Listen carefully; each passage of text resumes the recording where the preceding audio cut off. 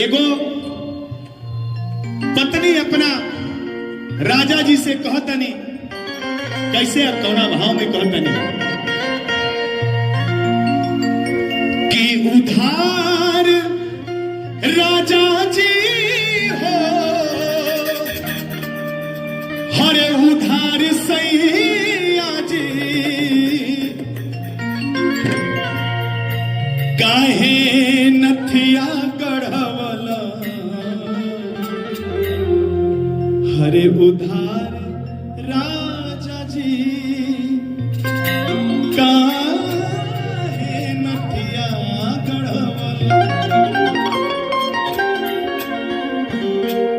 मेरा रुक दिया कि राह चौलीला तटो के ला सोनार सैया जी। जेपी भैया के मेरा रू इनसे कहती है कि ये राजा तू तो पार्ले जी का पूरा फैक्ट्री अपने नामे करोले बड़ा, ऑल ओवर इंडिया के मलकार पार्ले जी कहा, लेकिन ये काम काहे कैलो? सोना का भाव जब रहे 60,000 तो तू 10 तोला सोना लेके चल, आज 1 लाख हो गई। और सोनार जवन बा रोज महना मारा था फोन करके। अच्छा सोना तो ले गईला हमारा खातिर, लेकिन सोनारा के हम नंबर कहे लिखवा दिला हमार। अरे अपन नंबर लिखौता तो तोहसे तगादा कर, तू हमके तगादा करता रोज फोन करके। कैसे भाव लगता, कौना तरीका से? भैया थैंक यू सर। ये मुट्ठी बांध के जो प्यार होता है ना, बड़ा अंधा टाइप का होता है। बहुत बहुत शुक्रिया सर, आनंद बना देता है ये प्यार। कि राह चलीला तटो केला सोनार सैया जी,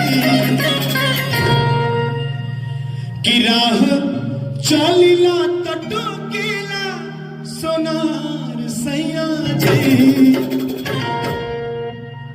काहे नथिया गढ़वला उधार सैया जी, काहे नथिया गढ़वला उधार सैया जी, राह चलीला तटो केला सोनार सैया जी, राह चलीला तटो केला सोनार सैया जी, कि राह चलीला तटो केला सोनार सैया जी।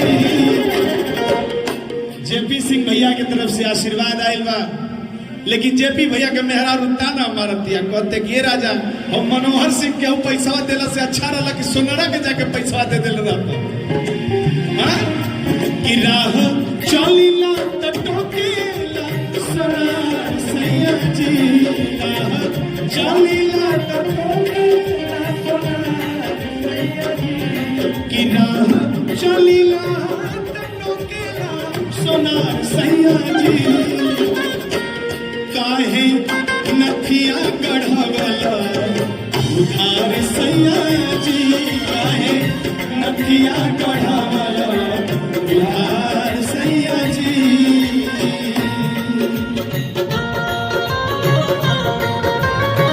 मिले तो चुरा के क्या होगा है, हमें क्या होगा है, दिलो जतन से तो घबराए, दिलो दुआ चुराए, हमें क्या होगा है, हमें क्या होगा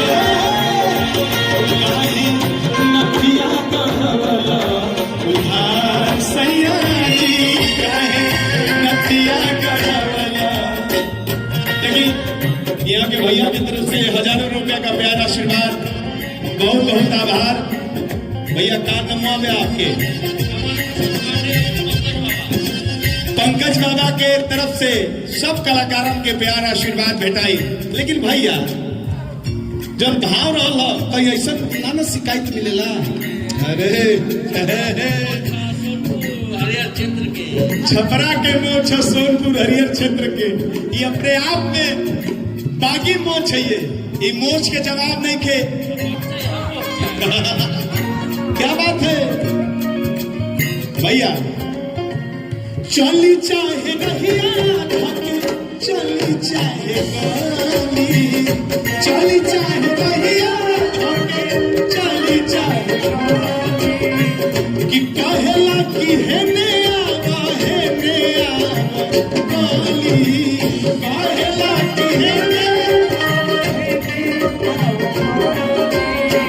कि चली चाहे रहिया थके चली चाहे गोली कहेला कि हेने आवा गोली कि जदि करत होइब हमारा से प्यार राजा जी जदि करत होइब हमारा से प्यार राजा जी जाके अभिये चुका दी उधार सैया जी जाके अभिये चुका दी उधार सैया जी कि राह चली रात तो केला सुना सैया जी